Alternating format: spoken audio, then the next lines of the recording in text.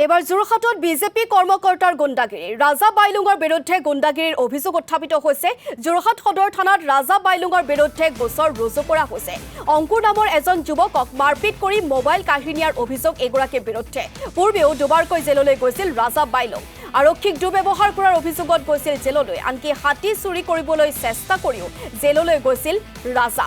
ৰাজাৰ সন্ধানত যোৰহাট আৰক্ষীয়ে বৰ্তমান অভিযান অব্যাহত ৰাখিছে। সোমবাৰে ৰাতি মানে 12টামান বজাত ফোন কৰি মেলি গড়মূৰ শ্মশানলৈ মাতিলে। নৰ্মেলি আগতেও মই তেওঁলোকৰ কেমেৰা ফটো চটো কামবিলাক কৰোঁ আগতে।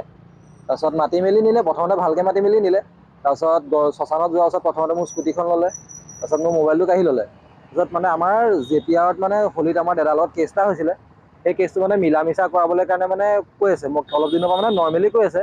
তাৰপিছত সেইটো মানে মই ক'লোঁ মই বোলো এইটো কেছটো নকৰোঁ। তাৰপিছত মোক কৈছে টকা 1-1.5 লাখ টকা ল'বি বোলে, মিলাই মেলি কৰি ল।